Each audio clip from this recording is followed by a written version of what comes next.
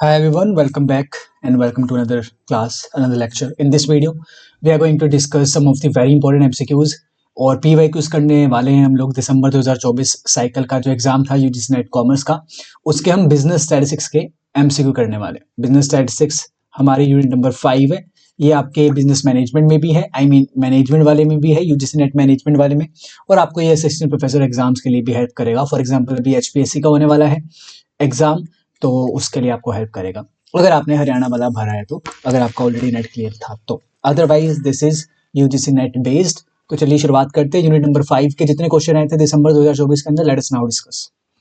चलिए, which of the following research designs is the most precise one? कौन से इनमें से प्रिसाइज वन है जो भी हमारा आउटकम देती है, जो भी हमें रिजल्ट प्रोवाइड करवाती है, वो kind of a precise one होता है।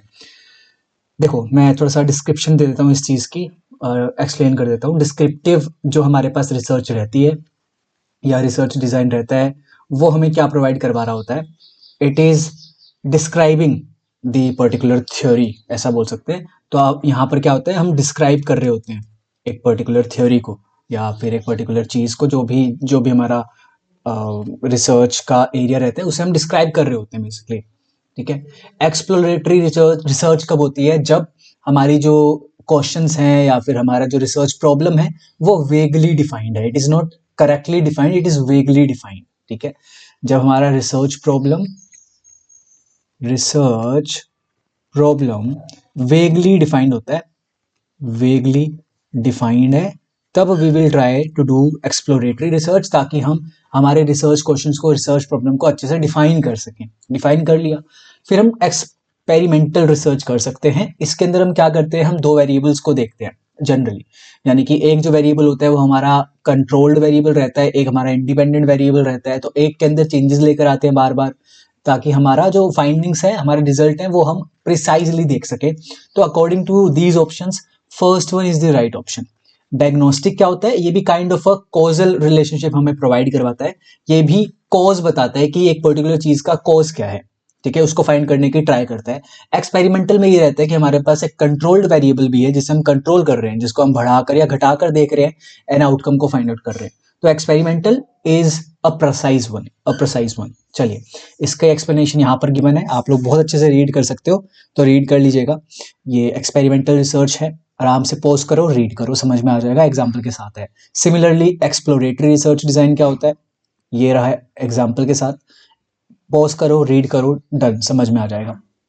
डायग्नोस्टिक देखो क्या है, identify the cause of the problem.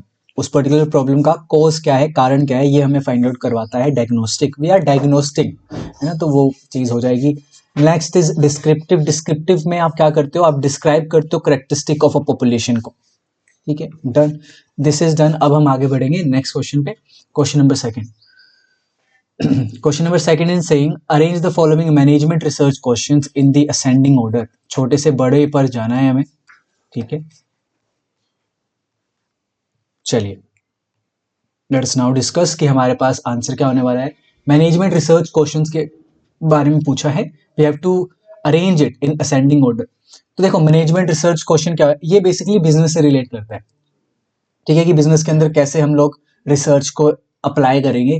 तो सबसे पहले क्या होता है, मैनेजमेंट ना डायलेमा के अंदर रहता है। डायलेमा के अंदर यानी कि दुविधा के अंदर रहता है। मतलब उन्हें पता है कि there is certain problem. For example कि आपके कॉस्ट इंक्रीज क्यों हो रही है ना। यहाँ पर एक प्रॉब्लम है कि भाई कॉस्ट इंक्रीज क्यों हो रही है, इतना खर्चा क्यों आ रहा है, तो प्रॉब्लम पता चल गई, डायलेमा हो गया वहां पर। फिर आप क्या करते हो, फिर मैनेजमेंट एक क्वेश्चन पुट करता है कि why the cost is rising. ठीक है, हमें पता चल गया मैनेजमेंट डायलेमा में ये पता चल गया कि कुछ ना कुछ तो गड़बड़ है। फिर हम बोलते हैं ये गड़बड़ क्यों है, मैनेजमेंट क्वेश्चन ऐसा होता है। उसके बाद मैनेजमेंट क्वेश्चन के बाद हम उसे रिसर्च क्वेश्चन के अंदर तब्दील कर देते हैं। रिसर्च क्वेश्चन के बाद हम उसका इन्वेस्टिगेटिव क्वेश्चन के अंदर ब्रेक डाउन कर देते हैं। यानी कि रिसर्च क्वेश्चन होता है कि क्या फैक्टर इंपैक्ट कर रहे हैं, इन्वेस्टिगेटिव क्वेश्चन और उसको ब्रेक डाउन कर देता है। उसके बाद हम मेजरमेंट क्वेश्चन के अंदर उसे चेंज कर देते हैं। Measurement question is very very specific, जिसके अंदर हम कलेक्शन करते हैं डेटा का, which is very specific to let's say to findings. और यहाँ पर हम मेजर करते हैं डेटा को, तो इसका मतलब कलेक्शन ऑफ डेटा आ जाता है यहाँ पे। एक्चुअली में यहाँ पर हम ऐसा बोलते हैं कि हम रिसर्च को प्रॉपर कर रहे होते हैं। तो मेजरमेंट क्वेश्चन हमारा लास्ट आएगा, बी ये है, सी पहला है, सी हमारा फर्स्ट है, ये हमारा पांचवा है। कहां पर है? सी और बी, सी और B, second option is the right option. Done. Let's now move forward. Question number third पे बढ़ने से पहले ये एक एंटायर आपका एक्सप्लेनेशन है, आराम से पॉज करके देख सकते हो, बहुत इजी है। ठीक है, चलो। Which of the following are true for skewness? Skewness के रिगार्डिंग कौन सा ट्रू है यहाँ पर ये पूछा गया है। स्क्यूनेस बेसिकली मेजर क्या करता है? असिमेट्री को मेजर करता है। ठीक है, अगर आपका वहां पर कोई सिमेट्री नहीं रहता है तो सिमेट्री इक्वल्स टू 0 रहती है। ठीक है, और अगर आपका डेटा सिमेट्रिकल है, kind of let's say positively skewed है, तो मोर देन रहता है, अगर नेगेटिवली स्क्यूड है तो लेस देन रहता है। इस प्रकार से रहेगा 0 के। ठीक है, now it is a measure of symmetry of a frequency distribution, absolutely right, A सही होगा। ए कहां पर है? ए सभी में है। For the right skewed distribution, right skewed distribution का मतलब है पॉजिटिवली स्क्यूड, इसको हटा दो। पॉजिटिवली स्क्यूड कैसे रहता है? कुछ इस प्रकार से रहता है, जिसकी राइट टेल ज्यादा बड़ी रहती है, तो राइट स्क्यूड डिस्ट्रीब्यूशन है।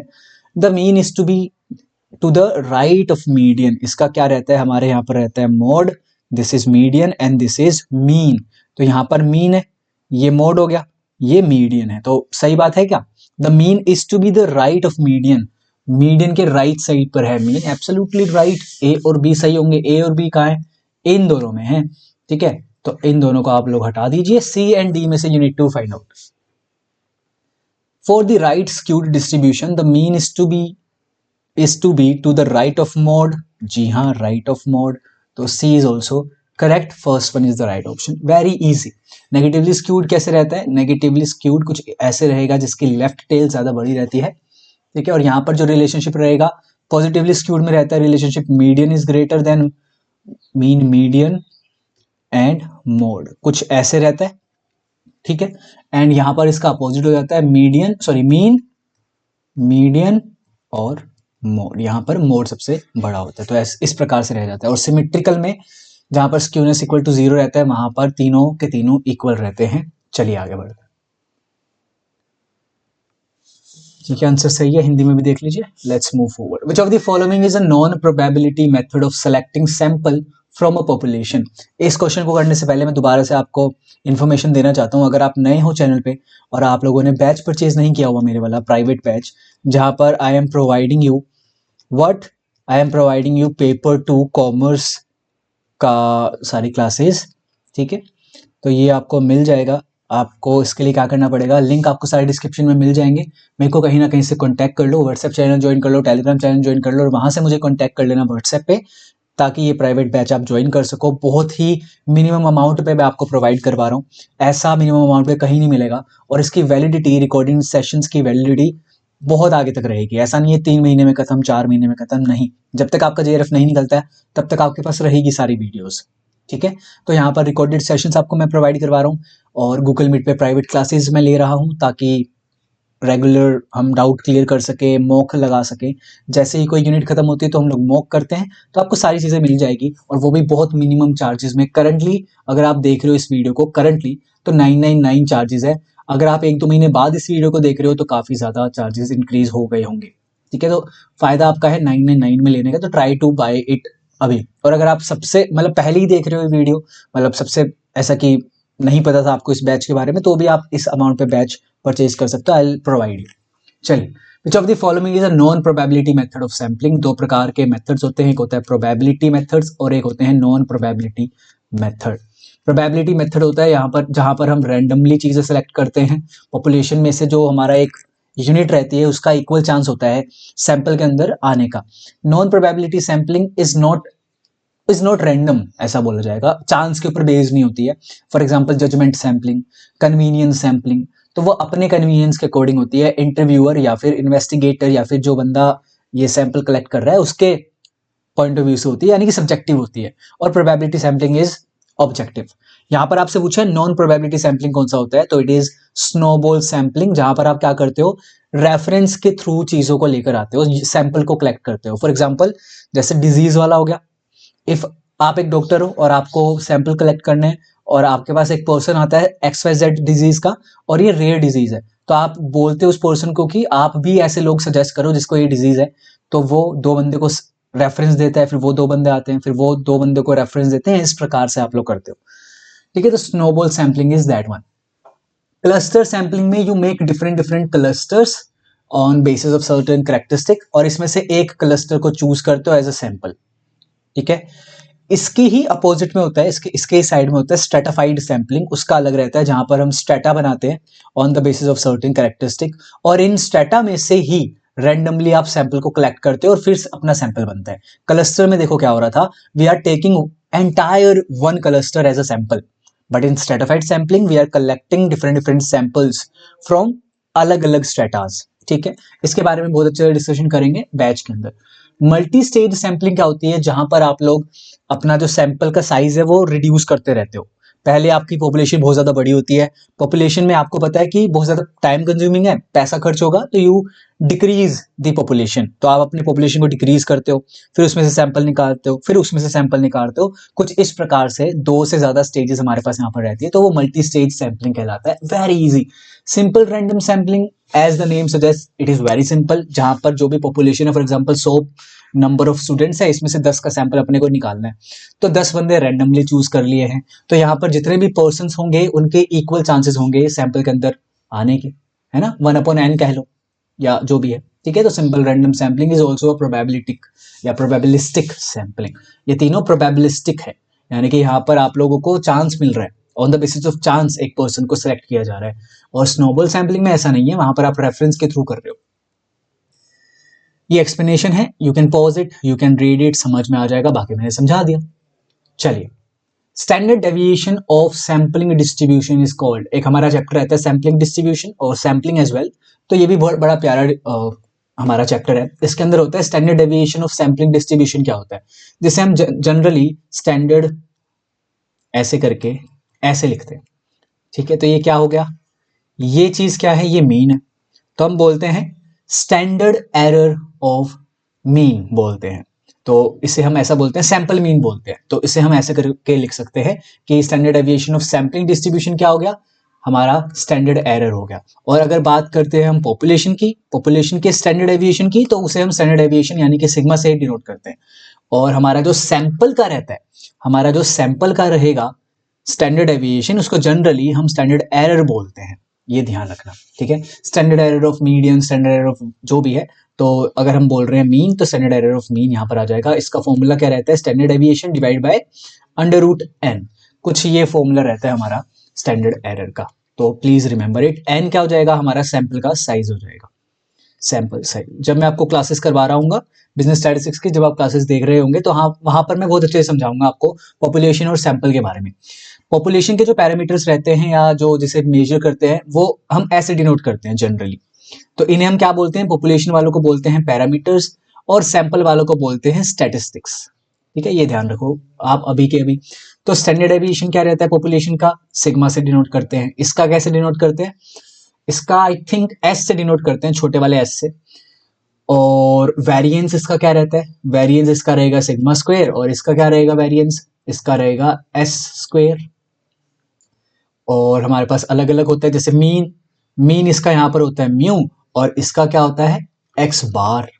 तो ऐसे करके हम डिनोट करते हैं इन सारी चीजों को, ये हम करेंगे अच्छे से। ठीक है, प्रोबेबल एरर हम पढ़ते हैं कोरिलेशन वाले जनरली चैप्टर के अंदर, तो कोरिलेशन के अंदर हमें प्रोबेबल एरर क्या बताता है, प्रोबेबल एरर बताता है significance, significance of the relationship, significance of the correlation, ऐसा बोल सकते हैं कि उसका क्या महत्व है, उस कोरिलेशन का, उस रिलेशन का क्या महत्व है, ये प्रोबेबल एरर बताता है। जनरली इसे डिनोट करते हैं 0.6745 करके इनटू 1 अपॉन समथिंग करके, यहाँ पे आ जाएगा 1 - r divide by n √n, ऐसे कुछ करके है फॉर्मूला, मेरे को ज्यादातर अभी तक ध्यान नहीं आ रहा है अभी, बट मैं आपको बैचेस के अंदर जरूर अच्छे से करवाऊंगा। तो कुछ इस प्रकार से हमारा फॉर्मूला रहता है प्रोबेबल एरर का, जो हमें क्या बताता है कि अगर कोरिलेशन की वैल्यू 6 टाइम्स या फिर प्रोबेबल एरर की वैल्यू 6 टाइम्स ग्रेटर आ रही है कोरिलेशन की वैल्यू से, तो वो सिग्निफिकेंट है।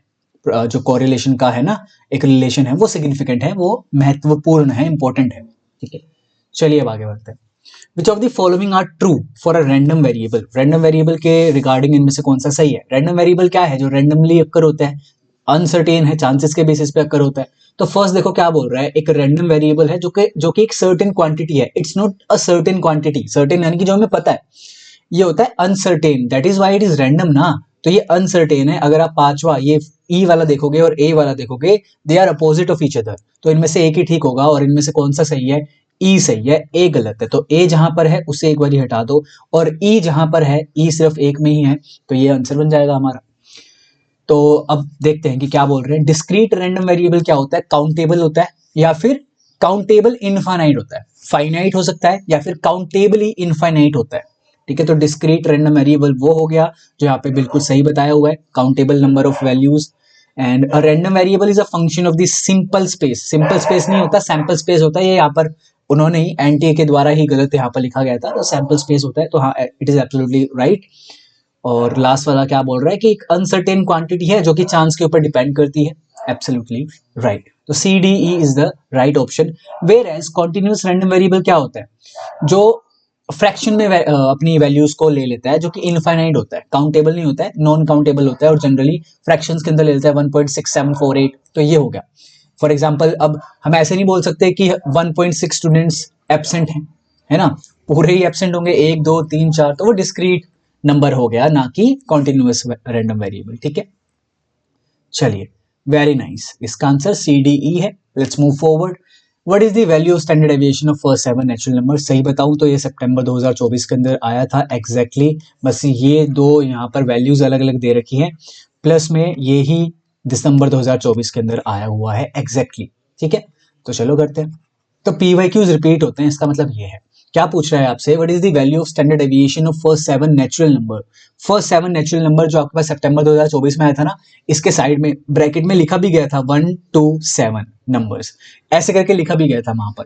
और हमारे इस क्वेश्चन में लिखा नहीं गया है, बट हमें जनरली पता करना है, वही है कि जो x की वैल्यू गिवन है यहाँ पर 1 से 7 है, 1 2 3 4 5 6 7, निकालना क्या है, स्टैंडर्ड डेविएशन निकालना है। फॉर्मूला क्या होता है, x माइनस एक्स बार, इसका होल स्क्वायर, सबमिशन कर दो, डिवाइडेड बाय नंबर कर दो और अंडर रूट कर दो।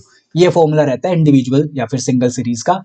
तो हमें सबसे पहले क्या निकालना होगा, मीन निकाल लो, एक्स बार निकाल लो। मीन क्या होता है, एवरेज होता है। एवरेज कैसे निकालते हैं अपन, इन सभी को प्लस करके डिवाइडेड बाय द नंबर्स कर लो। तो इन सभी को जब आप लोग प्लस करोगे तो 28 आएगा, डिवाइड बाय नंबर करोगे यानी कि 7 करोगे तो हमारे पास कितना आएगा, 4 आएगा। 4 इज दी एक्स बार। तो यहाँ पे क्या करो, x माइनस एक्स बार निकाल लो। 1 माइनस 4 इज -3, 2 माइनस 4 -2 आ जाएगा, -1 0 1 2 और 3, ये हमारे पास आ गया है।